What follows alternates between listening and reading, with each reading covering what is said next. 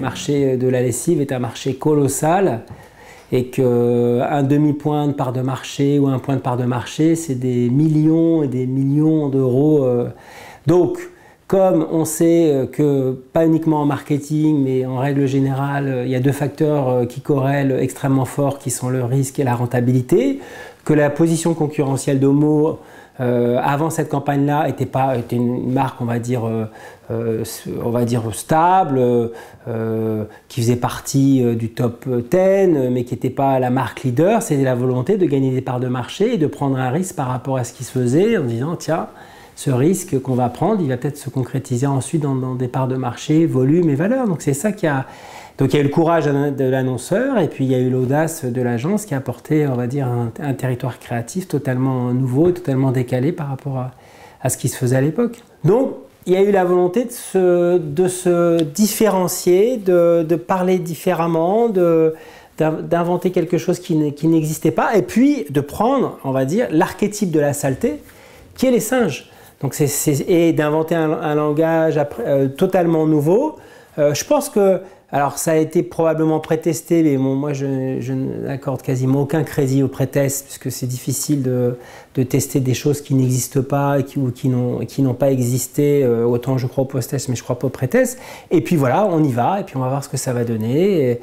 Et puis je pense qu'ils se sont aussi, il y a eu, on va dire, une forme d'amusement, de plaisir qui a été pris par l'agence et par l'annonceur. Je pense que c'était une campagne qui était extrêmement plaisante à produire. Bon, et puis il ne faut pas oublier qu'Omo, ça fait partie d'un groupe.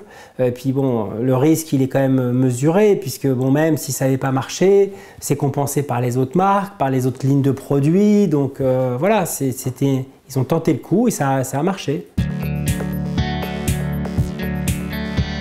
Ce qui la rend remarquable, c'est que c'est le type de campagne qu'on n'aurait jamais pu attendre d'un annonceur dans l'univers de la déterge. Et puis après, c'est, on va dire, l'humour, le côté extrêmement divertissant, les accroches ou le langage qui est extrêmement bien écrit, tout est extrêmement cohérent, extrêmement bien fait.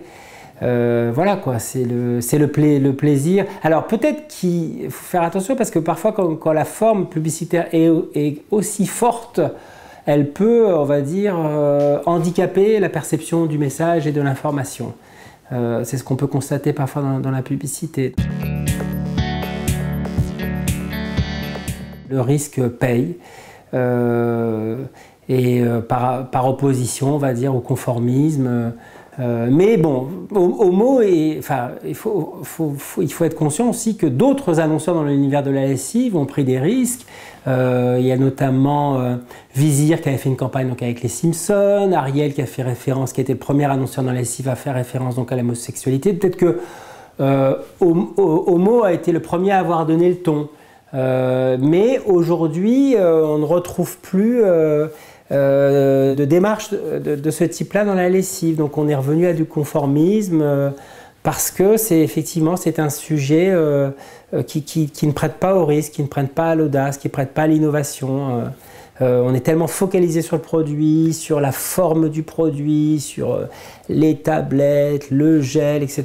que c'est aujourd'hui presque plus l'obsession des annonceurs et des agences de rendre la part belle au produit plutôt que d'être créatif dans le discours publicitaire. Imaginer l'enseignement, c'est imaginer l'imaginable. On est parfois très surpris, et même au sein des agences, entre, on va dire, ceux qui créent et ceux qui vendent, qui ne sont pas nécessairement les mêmes, hein, ce n'est pas nécessairement les créatifs qui vendent, mais entre les créatifs et les commerciaux. Et moi, je l'ai vécu, sur certains cas, parfois on se censure, on se dit que le client n'achètera jamais.